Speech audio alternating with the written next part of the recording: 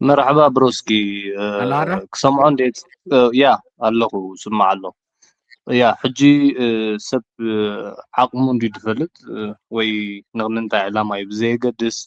ኣነ ግን ካብቲ ናይቲ ዶክተር ኣባህላ ክጅምር ክብገስ ማለት እዩ በታ ዳሕረዊት ክብገስ እየ ሽዑ ናብቲ ቅድሚት ክንከይድ ኢና ፎሊክ ኣሲድ ኣብ ቀጠልያ ቁፅልቲ ኣብ ገለ መለታት እዩ ድርከብ ኢሉ ክገልፆ ፈቲኑ እዚ ከዓ እቲ ቀዳማይ ዓብን መሰረታውን ጌጋ ፎሊክ ኣሲድ ኣብ ገጽ መሬት ኣብ ዝኾነ ይኹን ገጽ ናይዛ ምድሪ ፎሊክ ኣሲድ ዝበሃል ኬሚካል የለን ብተፈጥሮ ማለት እዩ which is synthetic እዩ እንታይ ዳ ኣሎ ፎሊክ ኣሲድ ተልና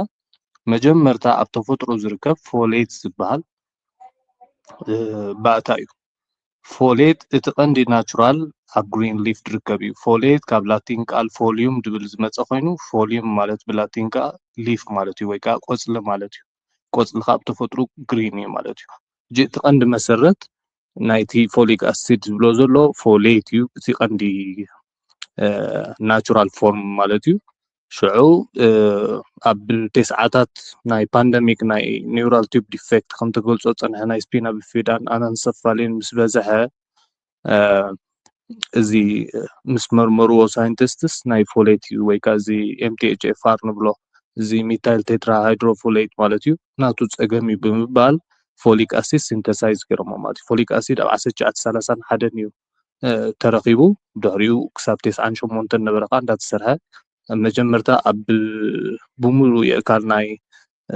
ዩኤስኤም ከእትዎ ፈቲኖም ኢንሪችድ ወይ ከዓ ፎርቲፋይድ ዝብል ተሪኢካ ፎሊክ ኣሲድ ስፕሬይ ከም ዝገብሮ ክርዳእ ከለዎ ብዘይ ፍቃድ ናይ ሰብ ማለት እዩ ብሙሉእ ግሬን ዋይት ራይስ ዌት ፍላወር ሲሪያልስ ብሙሉእ እዚ ፎርቲፋይድ ገይሮም እዮም ወይ ከዓ ኢንሪች ገይሮም እዮም ብፎሊክ ኣሲድ ማለት እዩ ሶ በዚ ደረጃ እዚ እዩ መፅኡ ሶ ፎሊክ ኣሲድ ኣብ ኔቸር ዝርከብ ጌርካ ምግላፅ ኢንፎርሜሽን ዝዓበየ ጌጋ ኮይኑ ረኺበ እየ ኣነ እቲ ቀንዲ ባእታ ፎሌት እዩ ዝበሃል ፎሌት ከዓ ካብ ፎሊዩም ዝብል ቃል ወይ ከዓ ሊፍ ማለት እዩ ብላቲን እዚ ፎሌት ድበሃል ከዓ እቲ ቀንዲ ናቹራል ፎርም እቲ ናይ ቪታሚን 9 ማለት ወይ ከዓ ቢ9 ንብሎ ማለት እቲ ቪታሚን እዚ እዩ እቲ መሰረቱ ሶ ነዚ ይመስል ማለት እዩ ብድሕሪኡ ክንቅፅል ኢና